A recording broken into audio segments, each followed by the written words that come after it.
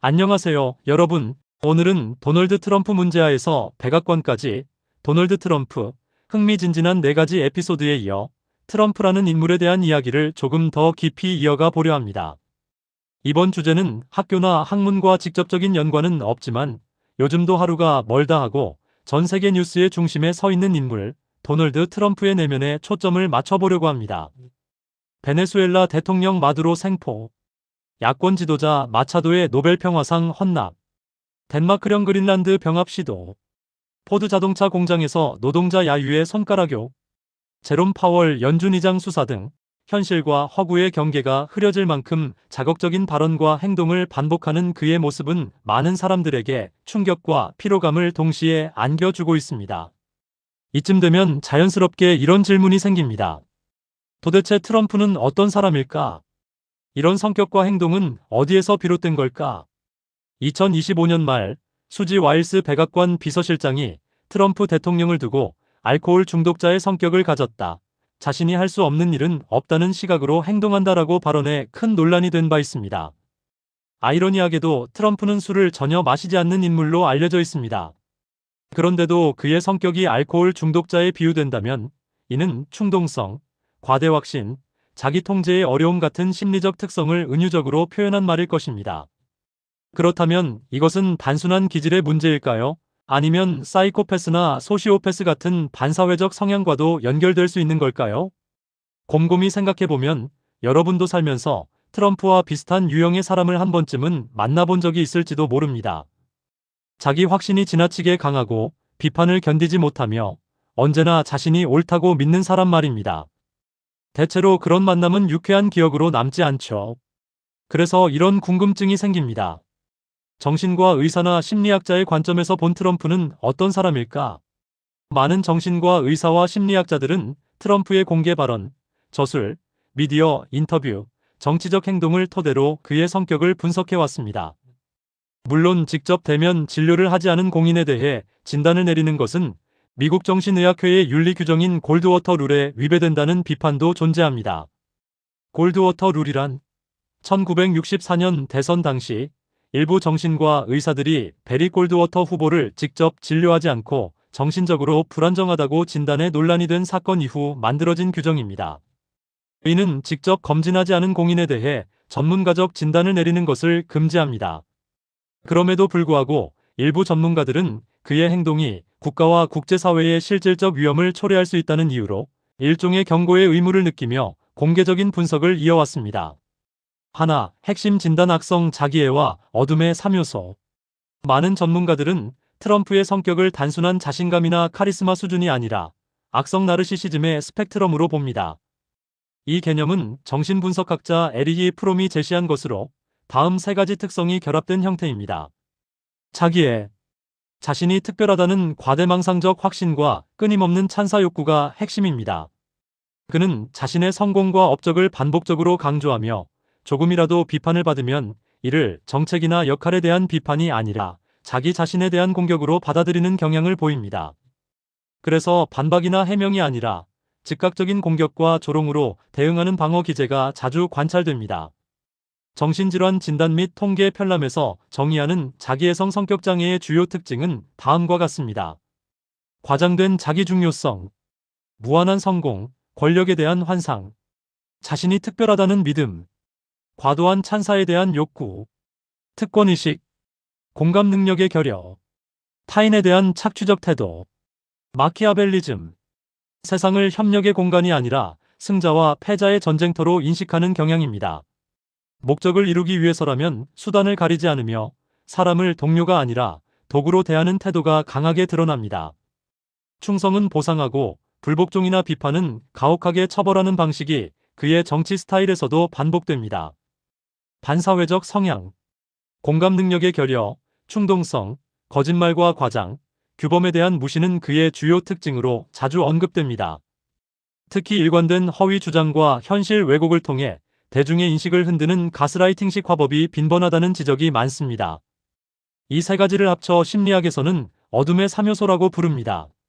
이는 사회적으로 해로운 성격 특성들의 집합으로 단기적으로는 성공을 가져올 수 있지만 장기적으로는 인간관계와 조직에 파괴적 영향을 미치는 것으로 알려져 있습니다.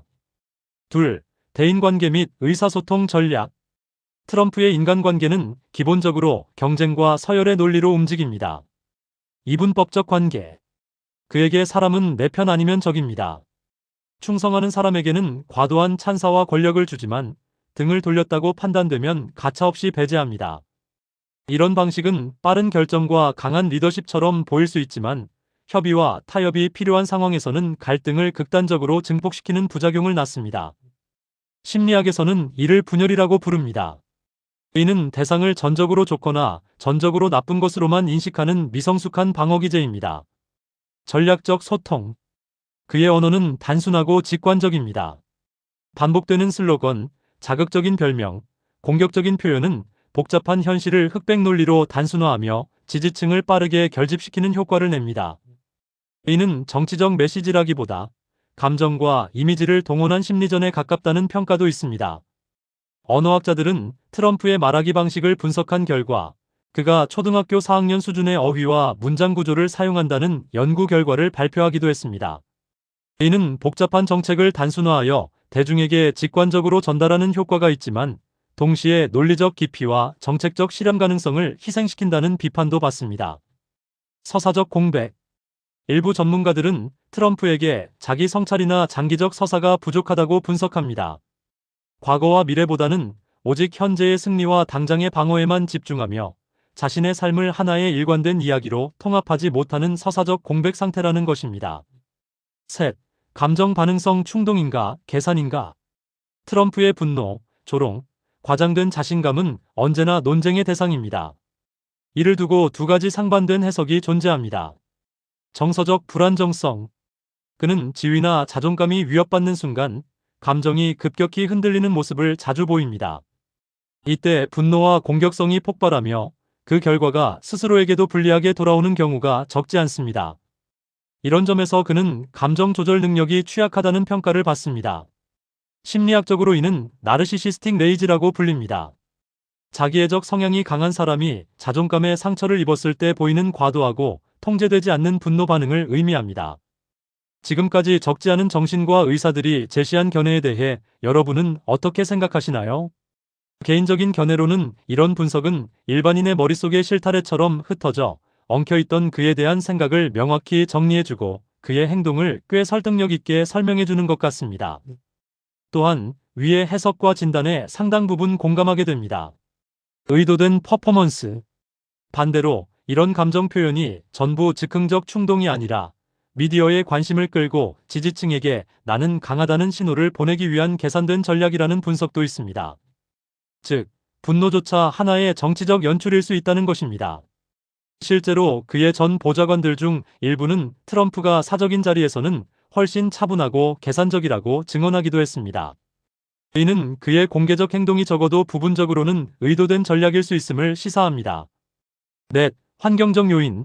왜 지금? 왜 미국에서? 트럼프 현상을 개인의 성격만으로 설명하는 것은 불충분합니다.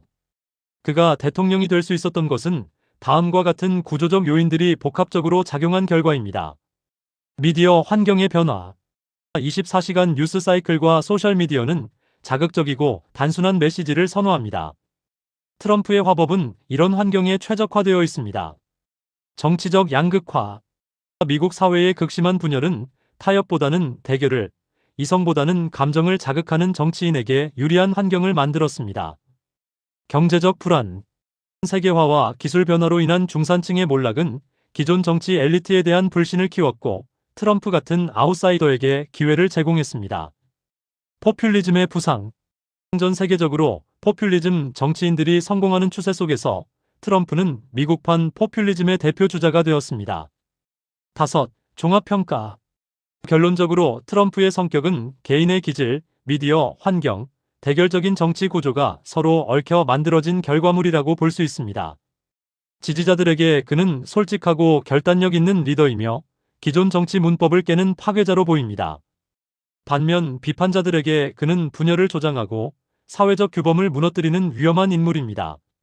예일대 법정정신의학부 임상 조교수 벤디리 박사를 중심으로 한 27명의 정신과 의사들은 2017년 위험한 사례의 도널드 트럼프와 27인의 정신과 의사들이라는 책을 출간하며 그의 정신 상태가 국가적 위험을 초래할 수 있다고 경고하기도 했습니다. 더 나아가 일부 연구에서는 그가 사이코패스 진단 척도에서 아돌프 히틀러보다 더 높은 점수를 받았다는 주장까지 나오기도 했습니다.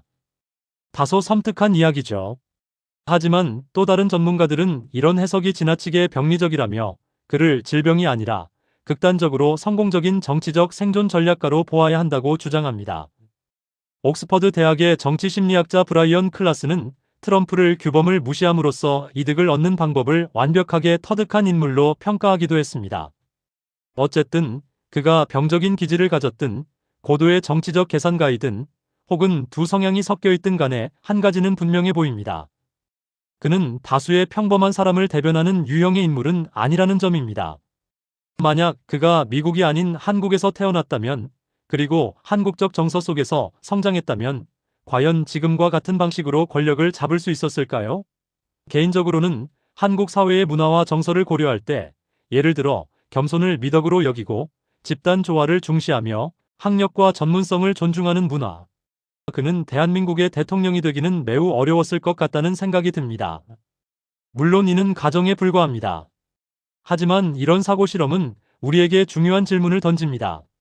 정치 지도자의 성격과 한 사회의 문화가 어떻게 상호작용하는가? 어떤 성격의 리더를 선택하는가는 그 사회가 어떤 가치를 중시하는가를 반영하는 것은 아닐까요? 여러분은 어떻게 생각하시나요? 트럼프는 병적인 인물일까요? 아니면 시대가 만들어낸 정치적 산물일까요? 아니면 둘 다일까요? 댓글로 여러분의 생각을 남겨주세요. 구독과 좋아요 부탁드리고 시청해주셔서 감사합니다.